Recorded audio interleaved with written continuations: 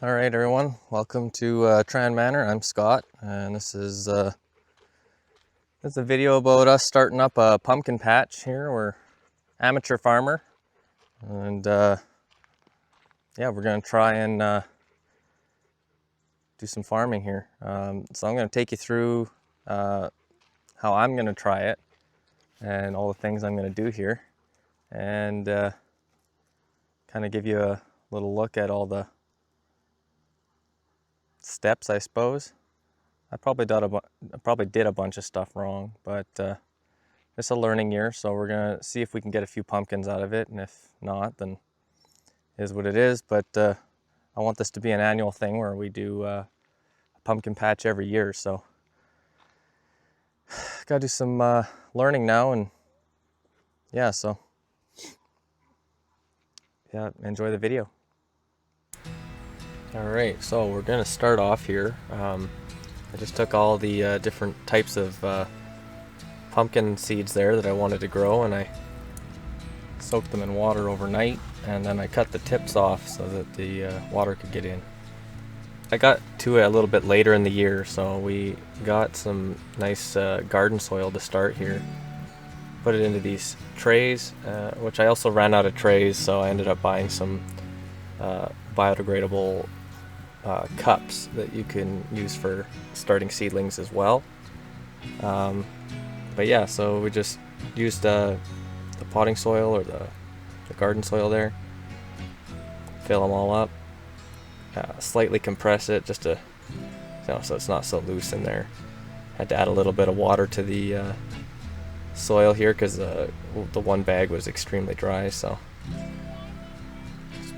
incorporated it there in the wheelbarrow. We ended up planting all these seedlings in town there at my grandma's house there. Just was easier and safer to keep the cats away from the seedlings, because I'm sure they would have destroyed them.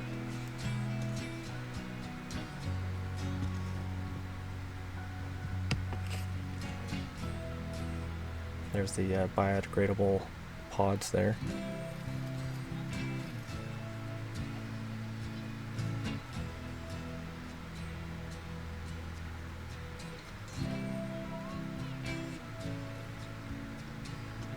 And I just poked a hole in each one there.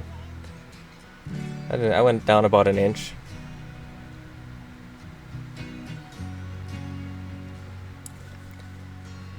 One little tip right here is that when I push the seeds down, I make sure that you got them firmly touching the soil. For them to germinate, you need them a good seed to soil contact. So make sure I push them in nice and flat, and then when I put the soil, I make sure it's contacting the top of the seed really well. The cutting of the seeds and the watering them or soaking them overnight, that's kind of like an old trick there, I guess, that I heard on the internet, and my grandma seems pretty thrilled about it. And then here's the seedlings here after about a week. I'm just shy of a week. And we're doing quite well. We had about 99% of our seeds germinate and sprout, which out of 340 plants, that worked out to about 6. Alright, so here we are planting, and they say to plant your seedlings before you get your like 6th leaf, I guess, because they come out in pairs, I guess, so it'd be 2 and 4 are fine, but you want to make sure you get them out before they reach 6. So you could put these directly into the soil, these biodegradable little pots here, but they are a little bit hard, and I really wanted the roots to take as fast as I could. Like I said, I started late in the year here, so I was probably 2 weeks behind schedule. So anyways, I pulled the pots off, and the roots didn't really stick to them, so it wasn't a huge deal. And I knew that these plants were going to go into a shock anyways. 299 So to make things a little easier on myself, I ended up rototilling with my rototiller that I bought. There's a Chinese one. I made a video on that you can check out on my channel.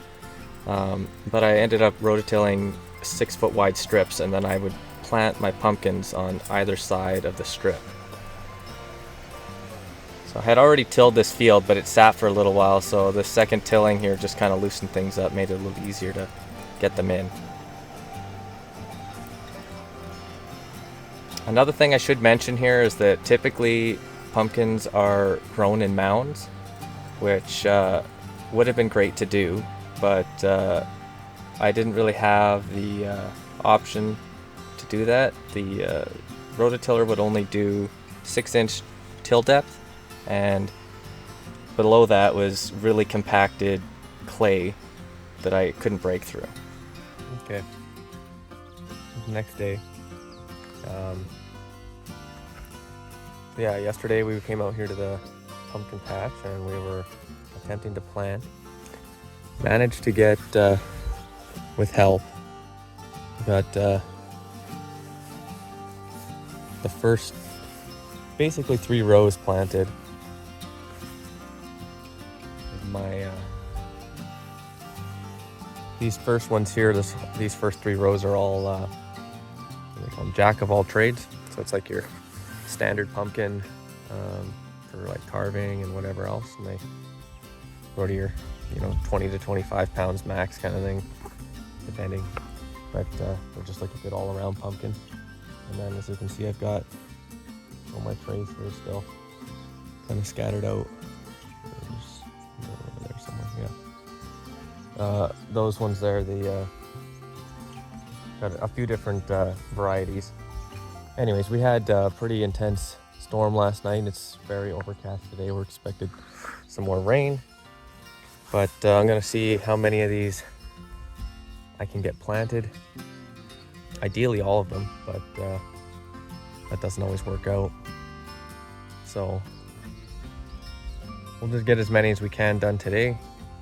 What I found was easier too is if I re-till this up in strips again. It makes it easier to dig down the depth I need to put the plants in. So I'm probably I'll run a few lines over and then I'll start planting again. All right, so let's do that.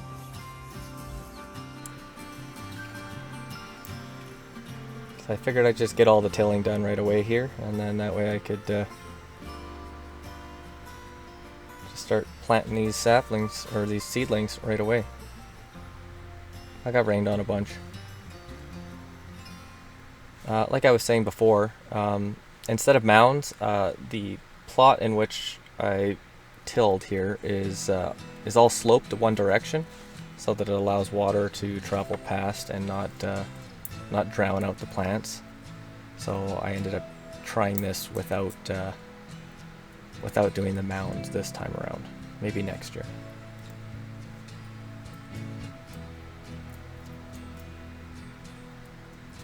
So the reason I dug holes in this area was so that I could put a little bit of the sod-like, looser plant organic matter there that was tilled in from all the plants that were in the old field here. You can see the roots there.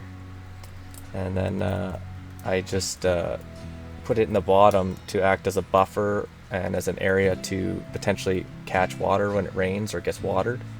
Because that hard clay soil, once it gets wet, it doesn't really let any other liquids permeate through it. So this way it would kind of hold some moisture down in the bottom underneath the the seedling. And so I just did my best to kind of compact it around. I didn't want the plants to be lower than the ground around it, but I did want to have a little bit of room beneath for the roots to travel down to.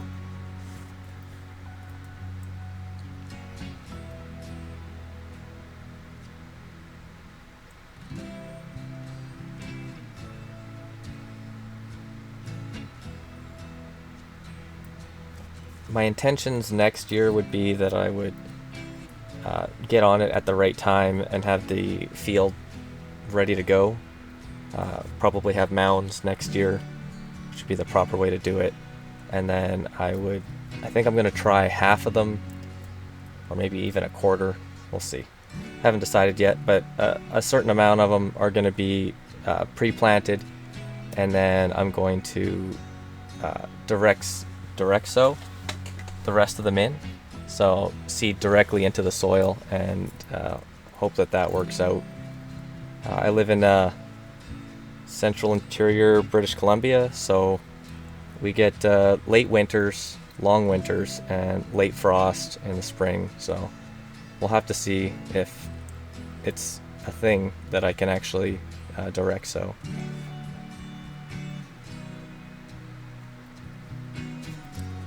These are the seedlings that came out of the plastic trays, which I much preferred the transplant with those. They kind of just pop right out, and you don't have to worry about disturbing the roots at all.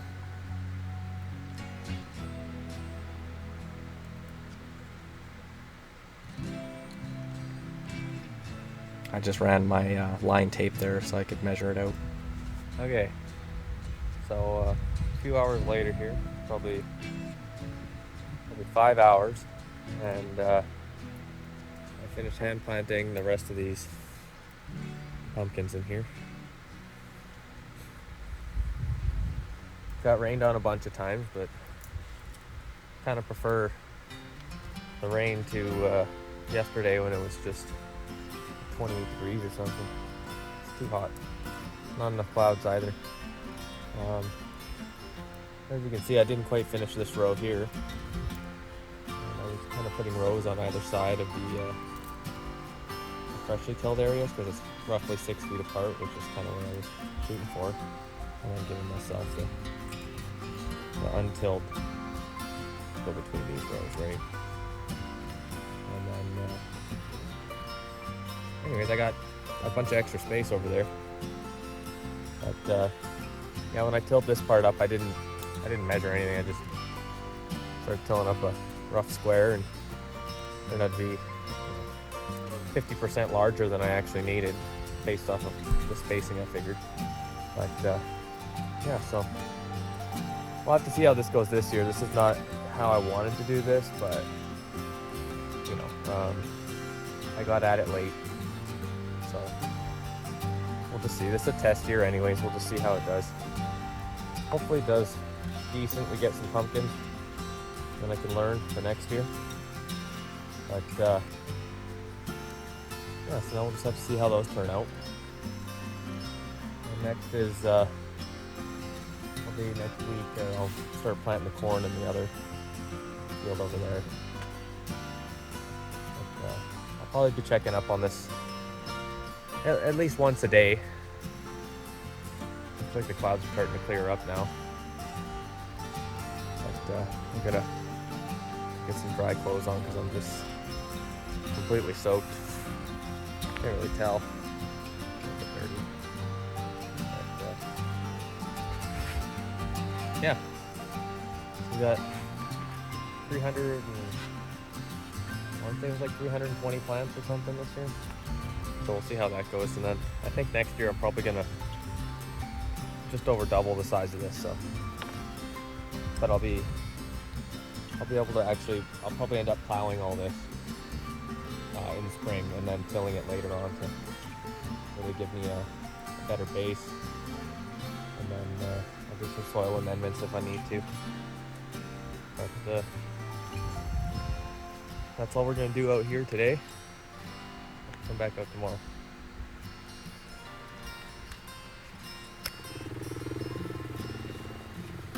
I did forget to mention there that the spacing between the plants was 6 feet on the rows there, but 3 feet between each plant. Yeah, just on the quad here, trying to flatten out a little road through the property here so I don't have to use the public road to get to my patch and get to my cornfield every time. For those of you just tuning in for the first time, we live off-grid on this property here. It's 190 acres, and we're trying to utilize some of it here for some farming. Not that a lot of it is farm ready, but there's the cornfield. Alright, just came up to the pumpkin patch here after my mishap there. And yeah, so anyways, thought I'd give a little update here, what we're looking at. At first they weren't really taking off. They're doing very well, it seemed. And now, I think these things they're probably about to, I think they're about to take off. Like you can see here, we got all these extra little leaves in the middle here about to start up. Little ones down there even. And a bunch of big, they're pretty healthy looking top ones. They're not all like this, but I mean, a lot of them are really starting to branch out in the middle there. This one here's looking pretty good. These are my jack of all trades, so they're like a pretty easy to grow. And then over here, these ones here looks like they're doing quite well too. They got a lot of leaves, same thing in the middle. There's an egg on that one. So these ones over here are small sugars. They're way more skinny, very frail vines. This one here got trampled. So, see that? Yeah, we lost a bunch in the middle here. And then these are the French heirloom pumpkins. These things they were doing super good. Got thick vines on them too. This one here's getting got uprooted by the deer here we're playing. They just hit everything on the side. I didn't want to adjust it too much. But that happened a while ago and it's still feeling good. So this one here too, very like strong stem, lots of leaves about to sprout, and that thing's gonna take off. I think there we haven't been getting quite enough sun, I don't think, but yeah, they're starting to do something now. There may yet be hope for these pumpkins. Let's see if I can show you the spellcasters. They have a different type of, I think that's these. I think these are the spellcasters. They got a different like shade of green. I don't know if that turns out on the camera. They're very frail too. I think these are harder to grow. And then the leaf shape is even slightly different. But I think most of these are dying, so they might not make it. This one here got trampled pretty good there. We'll see. Hopefully some of them turn out at least. All right, so we're out here for the, we'll call it the 5-week check-in on the plants here. So they've been out here growing for 5 weeks, and I usually water them.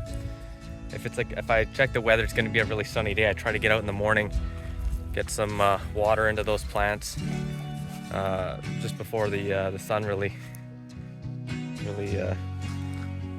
gets out. It's pretty hot, but or it can get anyways. But anyway, so I don't have a lot of money for irrigation and stuff, so this year, for now, we're just watering with this IBC tote back there.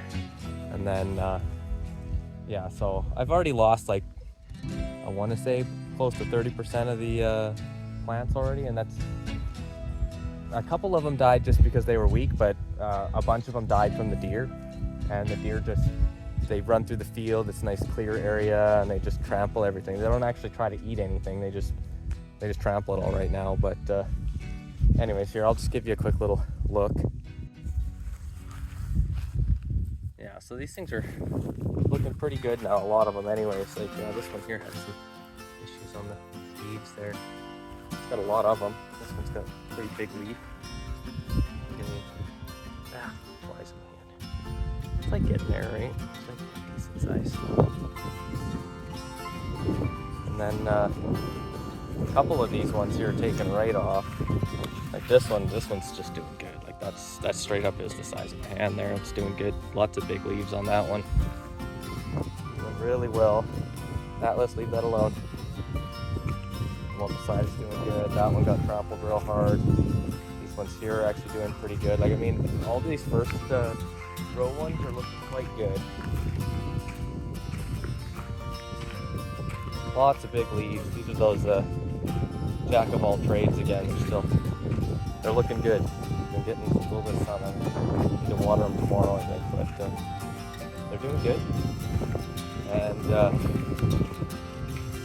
small sugars are those ones are actually looking pretty good. Different type of plant, you can tell. These are like a type that's for cooking.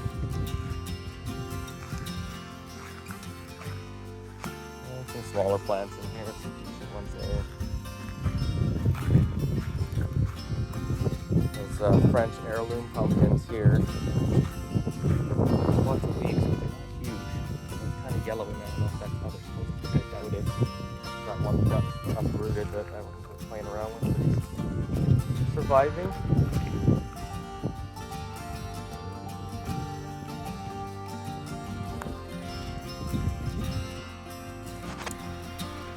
Here I just gave you a quick little look at what it is for me to drive my tractor from my house site there down the driveway and where I branched off to get to the fields there. Ignore my little junkyard right here.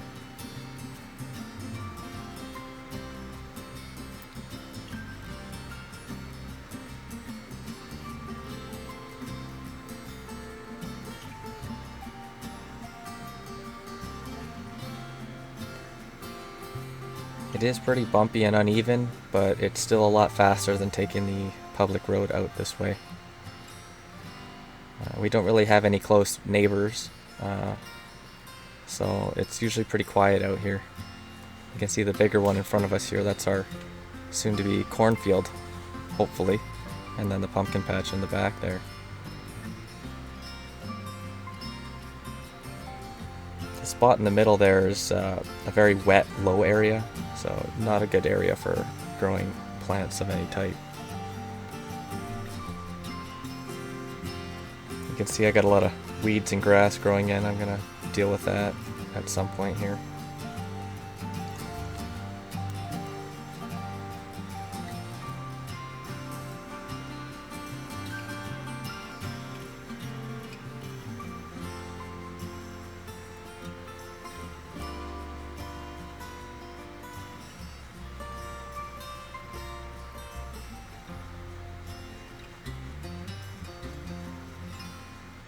So that's where we'll end this video. I'll do some updates just throughout the rest of the videos here, and then maybe do another one once we actually have some fruit on the vine here, but pretty much same thing. I'm just gonna hand water these things for the next probably at least a month, I would think, before I start seeing fruit. And then yeah, hopefully I got some better watering figured out by then, but we'll see. I don't know. I've been checking into a lot of different options, but haven't really fully decided to commit on anything just yet. But they're growing, so we'll just let them do their thing for now. And I've been fertilizing them lightly with a main nitrogen fertilizer for now, just to try and help them out, which I think that's why a lot of those other ones, they did really well. I tried two different I bought the granule style fertilizer, so I tried two different ways. On the far ones here I did more of like a spread around kind of thing, and then on these other ones here the fertilizer was really more close donut into the base. So it seems like that's the way to do it. Obviously the thickest, strongest roots are right by the plant. I just figured it could be detrimental if I get those granules there onto the plant, and then it might burn, right? So anyways, it seems like I didn't really have to worry about the burning as long as I gave it a good little maybe 1 inch space from the base of the plant. So that'll have to be, if I'm going to use granular, I'm going to do that from now on. But yeah, so that's how that worked out. I guess we'll catch you on the next video, and thanks for watching.